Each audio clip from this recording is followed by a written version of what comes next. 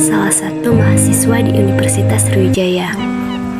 Kali ini aku ingin membahas tentang wawasan Nusantara di bidang ekonomi terhadap negara Indonesia. Indonesia adalah salah satu negara yang terletak di benua Asia. Sering disebut juga sebagai negara kepulauan yang terbesar di dunia. Indonesia terkenal akan keberagamannya, dari budaya, suku, agama, bahkan bahasa. Tetapi, meski terdapat perbedaan, tak lantas membuat Indonesia terpecah belah. Karena semuanya negara Indonesia adalah Bhinneka Tunggal Ika, yang artinya meskipun berbeda-beda tetap satu jua. Hal ini yang membuat negara Indonesia istimewa. Perbedaan yang ada bukan penyebab kehancuran, justru pemersatu bangsa.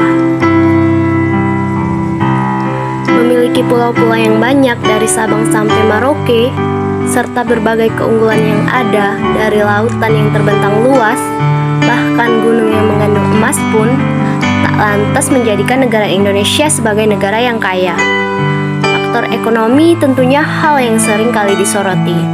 Contohnya saja, masalah-masalah kemiskinan yang tak kunjung selesai, dari bantuan yang tak tepat sasaran dan juga pendidikan yang kurang dirasakan oleh rakyat kecil, membuat negara Indonesia masih kurang dalam kesejahteraannya.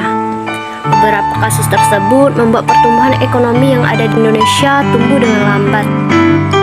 Adapun implementasi yang bisa dilakukan pemerintah agar masalah tersebut bisa diatasi, dengan cara pemerintah harus memperhatikan program-program kemiskinan tepat sasaran dan tepat guna.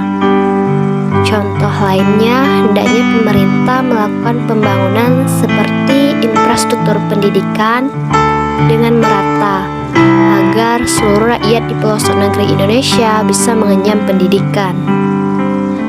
Pada prinsipnya sendiri, kemiskinan adalah suatu situasi yang perlu diatasi oleh pemerintah.